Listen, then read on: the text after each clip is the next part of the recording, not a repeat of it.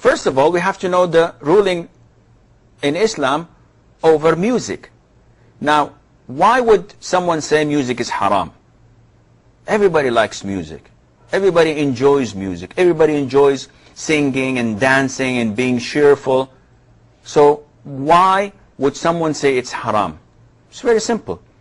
To know the ruling over something, we have to go back to the Quran and Muslim. We are Muslims. We have to go back to the Quran and to the Sunnah. Do we get our religion from out of the Quran and Sunnah? No. Do we have any a wali or any someone, Mahdi or this or that, who would answer to us other than what the Quran and Sunnah? Definitely not. But if you go to the Sunnah, the most authentic book for Muslims, any Muslim Sunni, you would ask him, he would say Sahih al-Bukhari.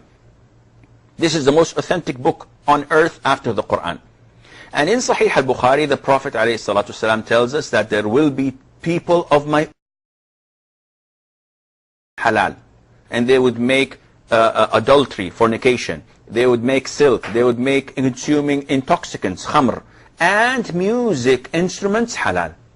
4 things. The Prophet ﷺ told us that there will come people who would make these haram things halal. So the Prophet is the one who told us that music is haram. And the evidence behind it is overwhelming. Ya akhi, let's assume that there is no Quran on this topic and there is no hadith on this topic. What's the ruling on music? We go to our 4 great imams, great schools of thought. We find that the consensus of the school of thought of Abu Hanifa, of Al-Imam Malik ibn Anas, Al-Imam ibn Hanbal, the 4 schools of thought, and you definitely are one of them. You have to follow one of them. They all say that music is haram. The consensus of the scholars. So, do I follow the Quran? Do I follow the Sunnah? Do I follow the 4 schools of thought? The 4 schools of thought? Or do I follow some Tom, Dick and Harry who say that it's permissible for a sheikh, a respectable sheikh, to swing right and left and sing songs and maybe dance and chant for the sake of da'wah? And tomorrow, maybe they'll say it's permissible for the sake of da'wah to go to a discotheque and dance with women and maybe call them for dinner for the sake of da'wah. What else? What kind of da'wah is this? Da'wah to another religion? Islam is so simple and pure. Islam is your connection with Allah Azza wa Jal. It cannot be misled. You cannot mislead people and misguide people through what only the sheikh says. Simon says music is halal.